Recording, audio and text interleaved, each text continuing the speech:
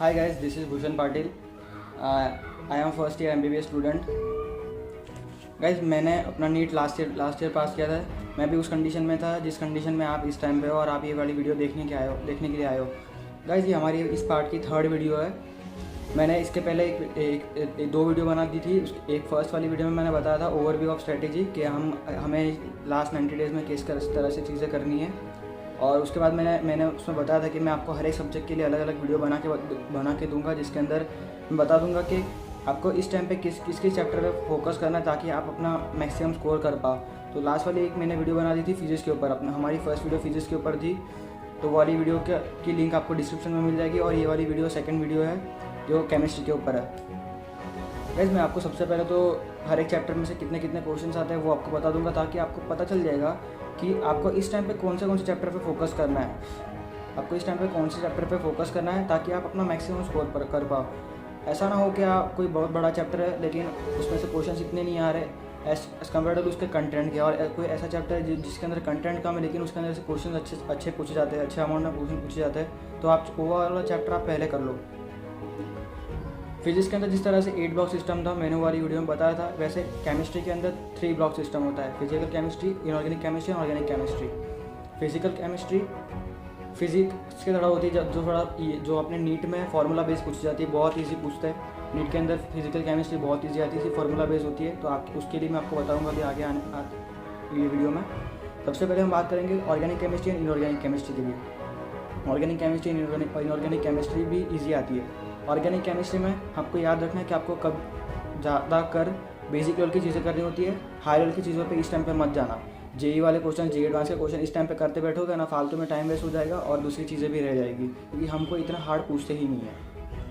आपको क्या करना है,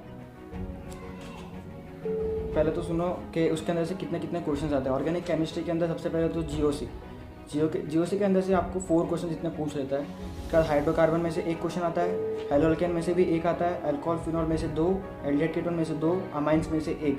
बायोमोलिक्यूल को आप पकड़ सकते हो, जो बायोमोलिक्यूल्स में से 1 एंड पॉलीमर में से भी 1, ऐसे एक क्वेश्चन आता है। सबसे पहले ऑर्गेनिक केमिस्ट्री स्ट्रॉन्ग करने के लिए आपको सब पता ही होगा, और मैं भी यही बात बोलूँगा कि जीओसी आपको अच्छे से कर लेना है। जीओसी आपको अगर इस टाइम पे भी अगर आपको वीक लगता है तो आपको सबसे पहले ट्राई क्या करना है कि आप एक बार एनसीईआरटी पढ़ो। और इस बार जब एनसीईआरटी पढ़ोगे ना तो जीओसी को 2 पार्ट में तोड़ के करना। बच्चों को है ना जीओसी वाला चैप्टर थोड़ा ज़्यादा बड़ा लगता है, क्योंकि उसका रीज़न है उसके अंदर 2 पार्ट है, एक थियोरेटिकल पार्ट अलग है और एक स्टार्टिंग वाला पार्ट नॉमेनक्लेचर एंड इफेक्ट वाला पार्ट अलग है। तो आप नॉमेनक्लेचर एंड इफेक्ट्स वाला पार्ट अच्छे से कर लो पहले, और उसके बाद फिर वो फिल्ट्रेशन एंड वो सारी थियोरेटिकल चीज़ों पर जाओ। तो इस तरह से आपको सबसे पहले स्ट्रॉन्ग जीओसी करना है। आपका जीओसी में से 4 क्वेश्चन आते हैं तो आपको सबसे पहले वो स्ट्रॉन्ग कर ही लेना है। देखो आप 4 क्वेश्चन का ब्रेकअप भी आपको बताता हूँ। एक क्वेश्चन आपको वो थियोरेटिकल पार्ट से पूछ सकता है, एक आपको इफेक्ट से पूछ लेगा, एक आपको नॉमेनक्लेचर का पूछ लेगा, और एक जनरल चैप्टर में से कहीं से भी एक क्वेश्चन पूछ लेगा। इस तरह से 4 क्वेश्चन पूछेंगे वहाँ से। जीओसी के ऊपर फोकस करना। जीओसी अगर आपका हो गया अच्छे से तो आपको ऑर्गेनिक केमिस्ट्री के आगे वाले चैप्टर्स में कुछ ज़्यादा प्रॉब्लम नहीं होगी। इफेक्ट्स अगर आपको अच्छे से आते होंगे तो आपको मैकेनिज्म में भी कोई ज़्यादा तकलीफ नहीं होगी। उसके बाद हाइड्रोकार्बन आता है। हाइड्रोकार्बन चैप्टर बड़ा है, लेकिन हाइड्रोकार्बन में से क्वेश्चन पूछते हैं, कभी 1 या 2 क्वेश्चन पूछ लेते हैं, लेकिन हाइड्रोकार्बन की चीज़ें आगे कैरी फॉरवर्ड हो रही होती है आगे आने वाले चैप्टर्स में जो 12th के अंदर आते हैं। 12th के अंदर हेलोअल्केन ईजी होता है, अल्कोहल फिनॉल ईथर भी ईजी होता है, एल्डिहाइड कीटोन में कभी कोई प्रॉब्लम होती है बट वो भी ईजी होता है। अमाइंस भी एक ही क्वेश्चन आता है तो वो भी अच्छे से कर लेना है। तो इस तरह से आपको धीरे धीरे आपको आपकी ऑर्गेनिक केमिस्ट्री कर लेना है। आप ये पीछे देख सकते हो, मैंने ऐसे चार्ट्स बनाए थे मेरे टाइम पे ऑर्गेनिक केमिस्ट्री करने के लिए। जब जैसे आपकी पूरी ऑर्गेनिक केमिस्ट्री हो जाती है ना, आपको इस तरह से एक जनरल कंटिन्यूअस रिएक्शन वाले चार्ट बना लेने ताकि आप वो लास्ट टाइम को रिवाइज कर पाओ। आपको अगर ये वाला चार्ट चाहिए होगा तो आप एक बार कमेंट कर देना, तो मैं आपको ये वाला चार्ट की एक बार फ़ोटो भेज दूँगा। नेक्स्ट वीडियो में आपको ये वाले चार्ट की वीडियो की फ़ोटो मैं अवेलेबल करवा दूँगा, ठीक है। तो ये हो गया ऑर्गेनिक केमिस्ट्री की बात।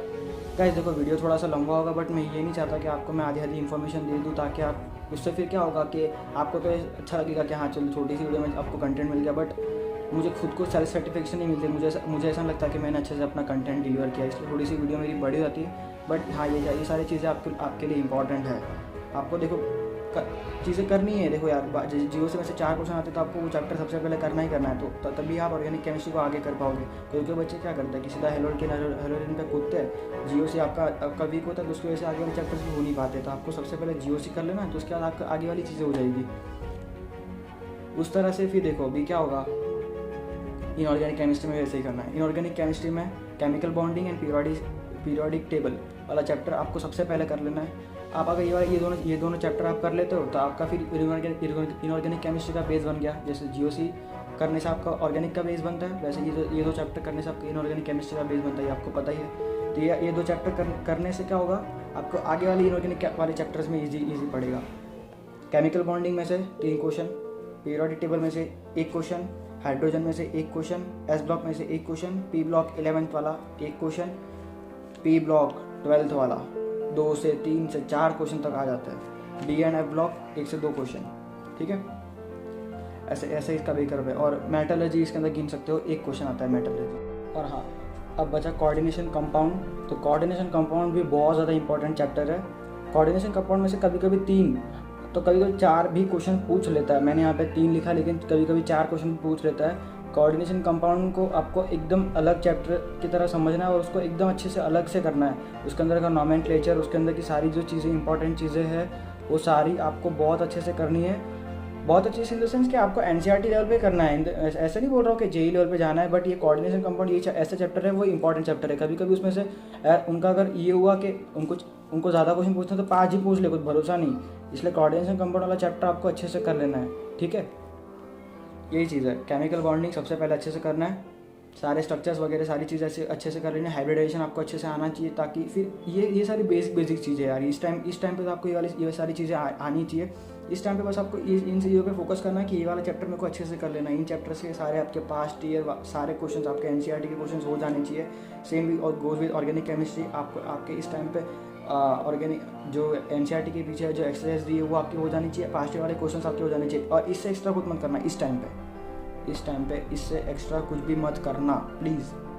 अगर इस टाइम पे आप कोई एक्स्ट्रा चीज़ करने बैठे और अगर वो नहीं हुई ना, क्योंकि वो चीज़ें आती भी नहीं और आपकी वो चीज़ें नहीं हुई तो उसकी वजह से आपका कॉन्फिडेंस डाउन होगा। इस टाइम पे कॉन्फिडेंस डाउन होना यार, मैंने हर वीडियो में बोला है कि बहुत ज़्यादा आपको प्रॉब्लम दे जाएगा फ्यूचर में। नीट के पेपर के टाइम में ना पेपर से ज़्यादा तो आपका कॉन्फिडेंस आपके मार्क्स लेके चला जाता है। कॉन्फिडेंस बहुत ज़्यादा मैटर कर रहा होता है, क्योंकि पेपर तो ईजी आ रहा होता है बट हमारा कॉन्फिडेंस डाउन होता है। उसकी वजह से हमें लगता है कि पेपर हार्ड है और हम ईजी चीज़ें भी रॉन्ग करके आ जाते हैं। इस चीज़ का ध्यान रखना है। ऑर्गेनिक केमिस्ट्री हो गई, इनऑर्गेनिक केमिस्ट्री हो गई। अब आपको आना है फिजिकल केमिस्ट्री के ऊपर। फिजिकल केमिस्ट्री के अंदर देखो सम बेसिक कॉन्सेप्ट से बड़ा चैप्टर है, बट 1 या 2 क्वेश्चन ही आता है। एटॉमिक स्ट्रक्चर से सेम 1 या 2 क्वेश्चन, स्टेट्स ऑफ मैटर से 1 क्वेश्चन, थर्मोडायनामिक्स इंपॉर्टेंट चैप्टर है 2 क्वेश्चन, इक्विलिब्रियम से भी 2 क्वेश्चन। रेडॉक्स रिएक्शन वाला चैप्टर भी आप इनऑर्गेनिक केमिस्ट्री में गिन सकते हो। उसमें से डायरेक्ट क्वेश्चन तो नहीं आता, बट आपको वो वाला चैप्टर अच्छे से आना चाहिए। उसका रीज़न है रिएक्शंस के टाइम पे। इनऑर्गेनिक केमिस्ट्री के अंदर जो रिएक्शंस होती है, रेडॉक्स रिएक्शन, जैसे कि रिडक्शन ऑक्सीडेशन वाली जो रिएक्शंस होती है ना, अगर आपको रेडॉक्स वाला चैप्टर आता होगा तो आपको वो वाले चैप्टर्स में इजी पड़ता है चीज़ें समझने में, रिएक्शंस वाली।